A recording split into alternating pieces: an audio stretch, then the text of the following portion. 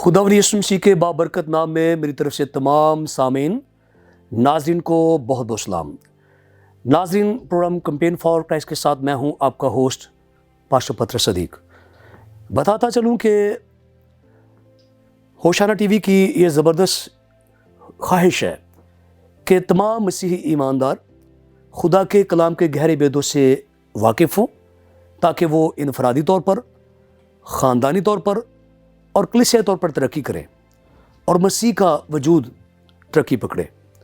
और इसके लिए खुदा के खुदाम को दावत दी जाती है, जो इंतहाई ज़िम्मेदारी के साथ कलाम मुक़द्दस की रोशनी में हम सबकी रहनुमाई करते हैं। तो आज हम बात करने जा रहे हैं मुसीबत में तरबियत, जो कि एक इंतहाई अहम मज़मून है और बाइबल मुक़द्दस में शायद ही कोई ऐसा रास्तबाज हो जिसने दुख ना सहा हो। तो ये हम बाकायदा तौर पर सीखेंगे, लेकिन सबसे पहले मैं चाहता हूँ कि मैं अपने मेहमानों का आपसे तारुफ़ कराता चलूँ। तो आज के हमारे जो पहले मेहमान हैं जनाब पास्टर डॉक्टर फ़नील साहिब, जिनका ताल्लुक़ कादर चर्च लाहौर शदारा से है, और ये हमें खुदा के कलाम की रोशनी में सिखाएंगे कि मुसीबत में तरबियत किस तरीके से होती है। तो पादी साहब, मैं आपको प्रोग्राम में खुशामदीद कहता हूँ। तो इसी तरह आज के हमारे अगले जो मेहमान हैं जनाब पास्टर रोइन रफ़ी साहब, जिनका ताल्लुक़ शेखपुरा ग्लोरिया कॉलोनी से है, और इन्होंने हमें ज्वाइन किया ताकि खुदा के कलाम की रोशनी में हमें सिखाएं कि किस तरीके से ईमानदार की मुसीबत में तरबियत होती है। तो पादी साहब, मैं आपको प्रोग्राम में खुशामदीद कहता हूँ। तो इसी तरह आज के हमारे अगले मेहमान हैं जनाब पास्टर पतरस रहमत साहब, जिनका ताल्लुक़ PMA चर्च शाहकोट से है, और ये भी खुदा के कलाम की रोशनी में हमारे नाज़रीन को सिखाएंगे कि मुसीबत में किस तरह हमारी तरबियत होती है। पादी साहब, मैं आपको प्रोग्राम में खुशामदीद कहता हूँ। Thank you sir. तो इस तरह हमारे अगले आज के मेहमान ब्रदर सालमन ताज साहब हैं, जिनका ताल्लुक़ क्रिश्चियन टाउन शेखपुरा से है, और बैतुल चर्च में वो खुदावंद की खिदमत करते हैं, और कलाम खुदा की रोशनी में आज हमारे नाज़रीन को ये बताएंगे कि किस तरह मुसीबत में हमारी तरबियत होती है। तो भाई जी, मैं आपको प्रोग्राम में खुशामदीद कहता हूँ। तो नाज़रीन, आज हम बात करेंगे मुसीबत में तरबियत। फितरी तौर पर हम में से कोई भी मुसीबत को पसंद नहीं करता, ताहम खुदा का बंदा बड़े फ़ख्र के साथ ये बात कहता है कि अच्छा हुआ मैंने मुसीबत उठाई ताकि तेरे आइन सीखूँ। तो इस पर हम बात करेंगे, लेकिन आइए सबसे पहले हम खुदा के कलाम में से हवाला तलावत करते हैं। तो आज की हमारी मरकज़ी आयत मुक़द्दसा ज़बूर नंबर 119 और आयत नंबर 71 का हम मुताला करेंगे, पढ़ेंगे। तो मैं दरख्वास्त करूँगा जनाब पास्टर पतरस रहमत साहब से कि तलावत में हमारी रहनुमाई करें। जी पादी साहब। जी, कलाम खुदा में यूँ रकम है ज़बूर नंबर 119 उसकी 71वीं आयत। अच्छा हुआ कि मैंने मुसीबत उठाई ताकि तेरे आइन सीख लूँ। कलाम खुदा के पढ़ने, इसको सुनने और इस पर अमल करने वालों पर खुदा की बरकत कसरत से हो। आमीन। नाज़रीन, आइए अपने सरों को झुकाएं, अपनी आंखें बंद करें और दुआ मांगें ताकि हम कलाम खुदा को सीख सकें। मैं गुजारिश करूँगा जनाब पास्टर रोइन रफ़ीक साहब से कि दुआ में हमारी रहनुमाई करें। आसमानी बाप, तेरा शुक्र, तेरी तारीफ़, तेरी ताज़ीम करते हैं कि तेरा कलाम हमें सिखाता है खुदावंद, हर एक बात को खुदावंद। और खुदावंद, जो कुछ आज हम सीखें सब के लिए बाइस बरकत हो खुदावंद, सुनने वालों के लिए भी खुदावंद, क्योंकि तेरा कलाम खुदावंद जो सुनता है और सुनाता है वो बरकत पाता है। हम सब के लिए खुदावंद अपना गहरा मसा देना, यीशु मसीह के नाम से आमीन।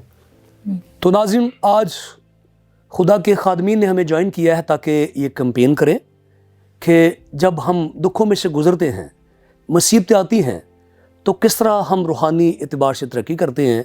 तो इस पे हम बाकायदा तौर पर बात करेंगे, और मैं सबसे पहले दावत दूंगा जनाब पास्टर डॉक्टर फ़नील साहिब से कि हमारे नाज़रीन को ये सिखाएं कि किस तरीके से मुसीबत में हमारी तरबियत होती है। जी पादी साहिब। जी शुक्रिया।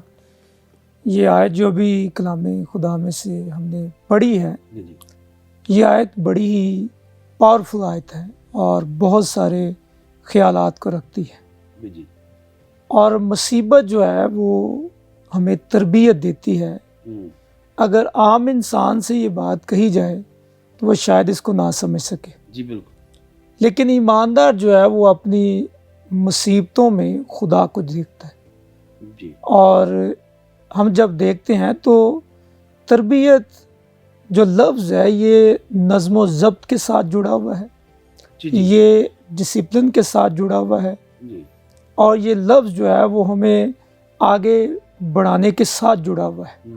واہ اور بائبل مقدس میں ہم دیکھتے ہیں کہ خداوند خدا مختلف قسم کے اسباق کو استعمال کرتا ہے جہاں پر وہ اپنے لوگوں کو سکھاتا ہے جی اور وہاں پر وہ اپنے لوگوں کو آگے لے کر جاتا ہے. جی اور یہ سمجھ لیں کہ مصیبت جو ہے وہ خدا کے مکتب میں ایک ایسی جگہ ہے کہ جہاں پر خدا ہمیں اگلے درجات تک لے کر جانا چاہتا ہے. واہ واہ واہ اور اگر موسیٰ مصیبت کو نہ جھیلتا تو وہ بحر کلزم کو نہ کھولتا. اور دیکھیں یشو کے دور میں ای کے مقام پر اسرائیل پر مصیبت آئی اور انہوں نے خدا کو ایک نئے انداز سے دیکھا. یہوشفت پر جب مصیبت آئی تو تباہی اس کے لیے آئی, اور تباہی کیا تھی کہ اس نے بحری جہاز بنائے تھے سونا لانے کے لیے ترسیس سے کہ وہ سونا لائیں, لیکن وہ جہاز جو ہے وہیں پر تباہ و برباد ہو گئے. خدا اس سے جو ہے وہ مختلف طریقوں سے سکھاتا ہے. اور آج جو آیت ہم نے پڑھی ہے داؤد کی زندگی کے متعلق بیان کرتی ہے, کیونکہ داؤد وہ شخص تھا, بائبل مقدس کی ایسی شخصیت ہے کہ جس کی زندگی میں عروج و زوال جو ہیں وہ ہمیشہ رہے ہیں, اور خداوند خدا اسے جو ہے وہ ہر بار سکھاتا رہا ہے. جی بالکل. اور خداوند خدا نے اسے وہ سبق سکھائے جن کا کہنا عام انسانوں سے جو ہے وہ پرے ہے. جی بالکل.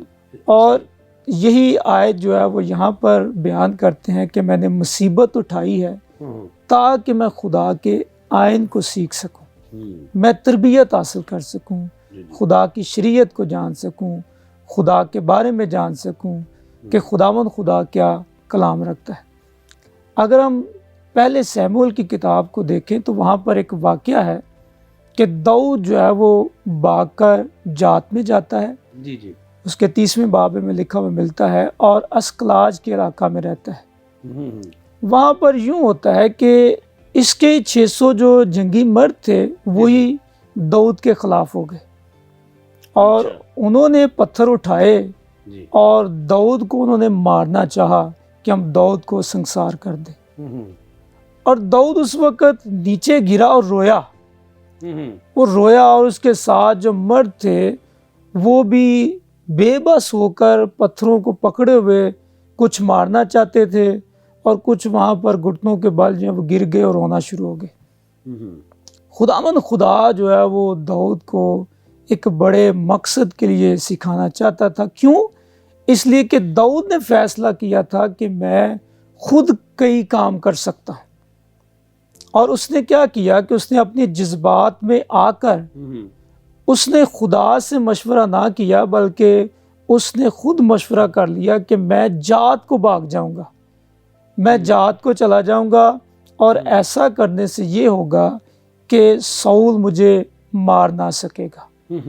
وہ جات کو چلا گیا. حالانکہ داؤد کی زندگی کے اوپر آپ غور کریں تو جہاں پر بھی اسے مشکل آئی ہے, آپ سیموئیل کی کتاب میں پڑھیں, وہاں پر ہی اس نے خدا سے پوچھا ہے اور خدا نے اسے جواب دیا ہے, اور وہ اس جواب کا پیرو ہو کے چلا ہے. لیکن اس بار داؤد نے ایسا نہیں کیا, بلکہ اس نے اپنی مرضی سے یہ سب کچھ کیا کہ میں وہاں پر جاؤں گا اور وہاں پر جا کر میں رہوں گا, بادشاہ مجھے ڈھونڈ نہیں سکے گا اور میں بچا رہوں گا.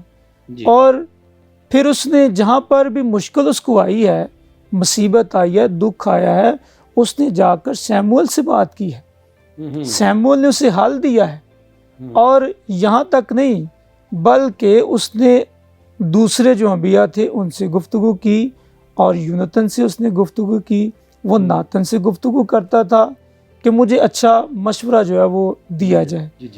اور یہاں پر جب ہم دیکھتے ہیں سیموئیل کی اس کتاب کے اندر, اس نے ایسا نہ کیا بلکہ وہ ڈر کے مارے بھاگ گیا جات میں. یہ اسرائیل کا ہیرو تھا, اور اسرائیل کیسا فرزند تھا کہ جس نے جاتی جولیت کو گرایا ہوا تھا. چھوٹی عمر میں اس نے شروع کیا نا. جی چھوٹی عمر میں اس نے شروع کیا، لیکن اسرائیل کا ہیرو جو ہے وہ جات کے علاقے میں پناہ مانگ رہا ہے.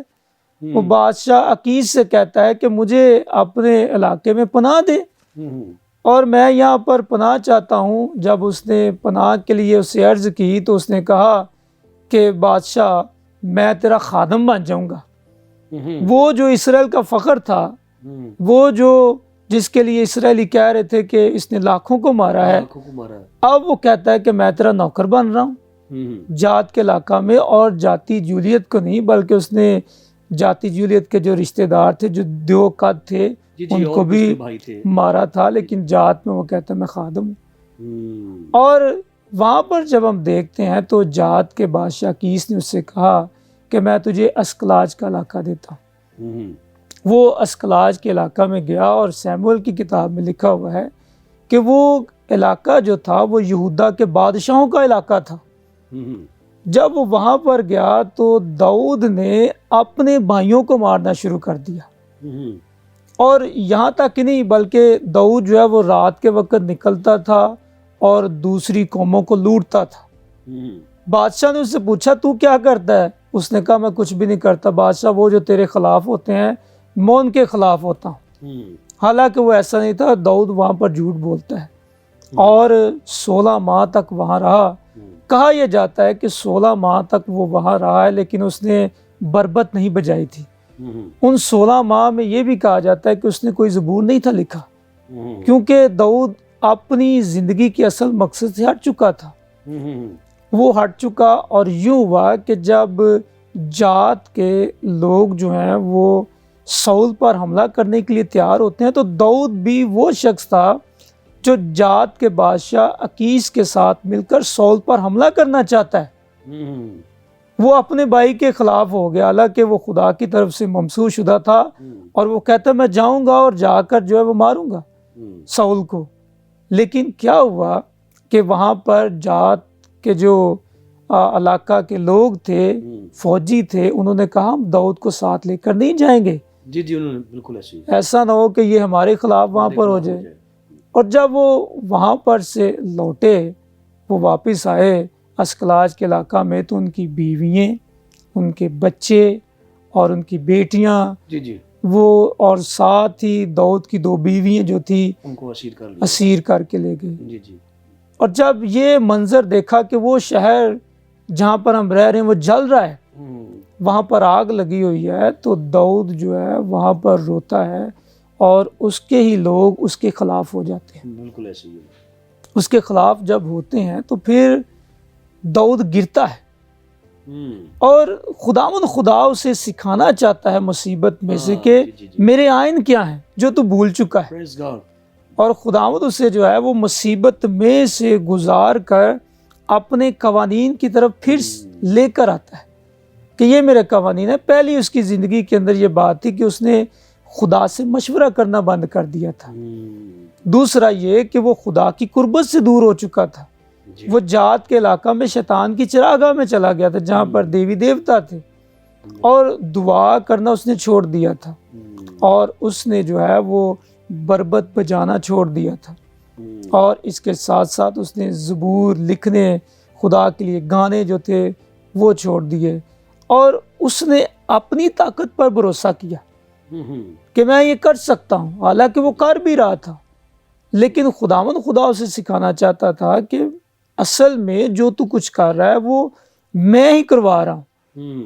اور خدا اسے جب یہ دیکھتا ہے کہ وہ نڈھال ہو چکا ہے، جب وہ گرا ہے، جب اس کے ہاتھ میں سے ہر چیز دور ہو چکی ہے، جب وہ سیکھ چکا ہے کہ میں نے خدا کے حضور یہ غلطیاں کی ہیں، تو خدا جو ہے وہ اسے پھر سے نئی طاقت دیتا ہے، اپنے آئین دیتا ہے، اسے جو ہے وہ پھر سے طاقتور بناتا ہے. اور جب وہ پیچھا کرتا ہے ان عمالیکیوں کا، تو دیکھیں وہاں پر ایک مصری لڑکا تھا جس نے ان کی مدد کی کہ وہ وہاں پر تیرے لوگوں کو اسیر کر کے لے کر گئے ہیں. اس لیے ہم دیکھیں کہ خدا اگر ہمیں مصیبت میں سے گزار رہا ہے تو وہ پوائنٹس جو ہم چھوڑ چکے ہوئے ہیں، جی جی بالکل جنہیں اپنی زندگی سے دور کر چکے ہیں، خداوند خدا انہیں جو ہے وہ ابار کر سامنے لانا چاہتا ہے. جی جی اور اسی لیے داؤد کہتا ہے کہ میں نے مصیبت اٹھائی ہے تاکہ میں تیرے آئین کو سیکھ سکوں. سیکھ جاؤ. اور یہاں تک نہیں بلکہ اس کی زندگی کے بہت سارے ایسے واقعات ہیں جو ہمیں اس بات کی طرف جو ہے وہ گامزن کرتے ہیں کہ ہم اپنی زندگی پر بار بار غور کریں، بار بار اسے دیکھیں کہ کہاں پر ہم غلط ہو چکے ہیں، کہاں پر ہم اچھے ہیں، اور کون سی جو ہے وہ بات ہمیں سیکھنی ہے اور کون سا قانون ابھی ہمیں سیکھنا ہے. جی شکریہ پاسٹر صاحب، خداوند آپ کو اپنے جلال کے لیے اور بھی کثرت سے استعمال کرے.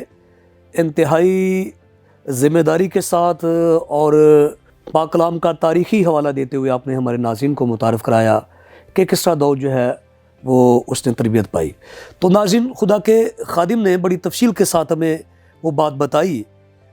اس آیت مقدسہ کی جو بیک گراؤنڈ ہے، پس منظر، کہ داؤد کس طرح یہ جان پایا کہ مصیبت میں کس طرح اس نے خداوند کے آئین کو، خداوند کے قوانین کو جانا جن کو پہلے نہیں جانتا تھا.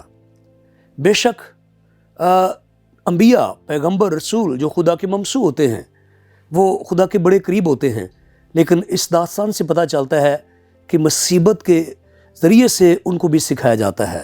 خدا کا جو مکتب ہے، خدا کا جو اسکول ہے، اس میں دکھوں کے وسیلے سے ہم خدا کے آئین سیکھتے ہیں. اسی پہ بات کریں گے، اور میں درخواست کروں گا جناب پاسٹر روہن رفیق صاحب سے کہ مزید اس پہ روشنی ڈالیں کہ مصیبت میں تربیت کس طریقے سے ہماری ہوتی ہے. جی پادری صاحب.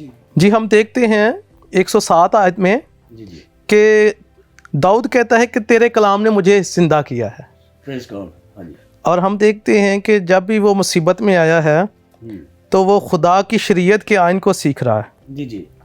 پھر اس سے اوپر ہم دیکھتے ہیں 105 آیت میں، تیرا کلام میرے قدموں کے لیے چراغ اور میری راہ کے لیے روشنی ہے. اور یہاں پہ ہم دیکھتے ہیں داؤد سکھانا چاہ رہا ہے، بتانا چاہ رہا ہے کہ خدا کا کلام جو ہے مصیبت سے نکالتا ہے.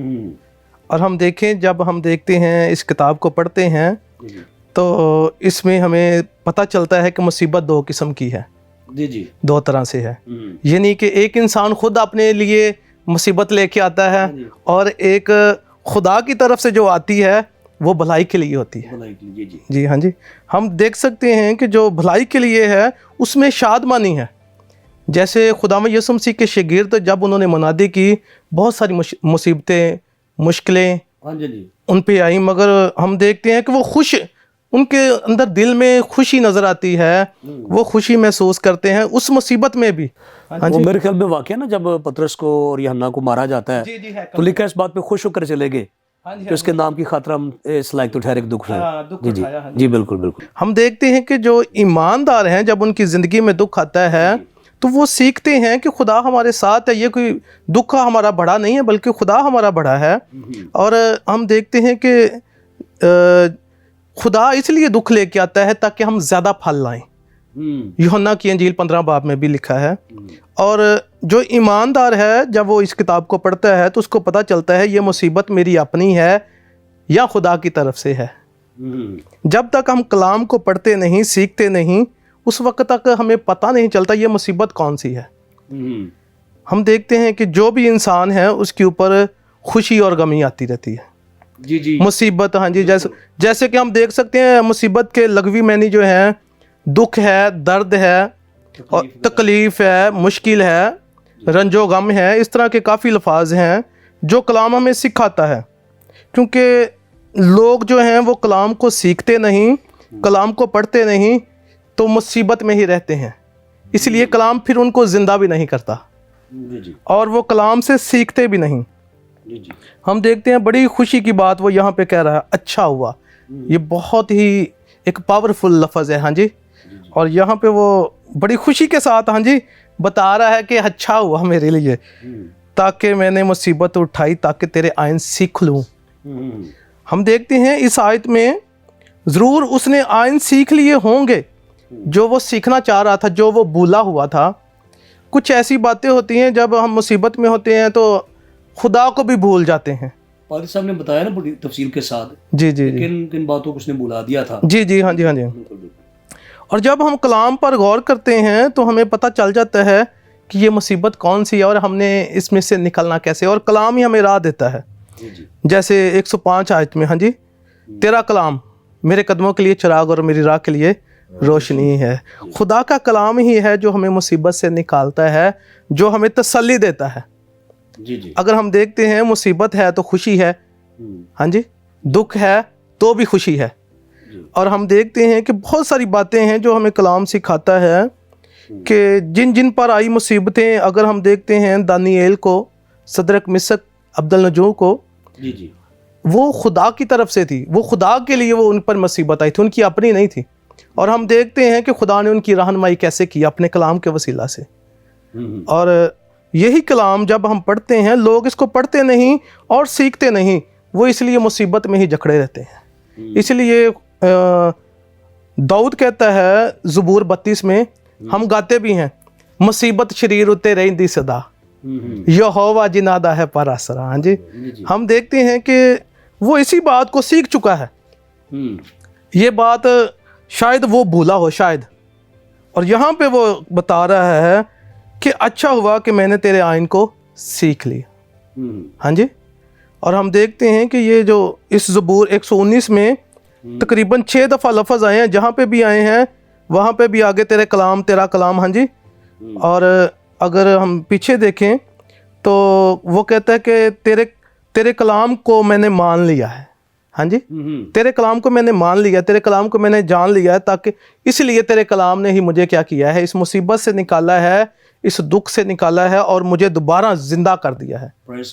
ہاں جی، اور ہم دیکھتے ہیں یہ جو کتاب ہے جب ہم پڑھتے ہیں تو مصیبت سے جب ہم نکلتے ہیں تو ہمیں سکھاتی ہے کہ یہ جو دنیا ہے یہ ہمارے لیے، ایمانداروں کے لیے دکھ ہے، اور ہمارا جو اجر ہے وہ آسمان پر ہے.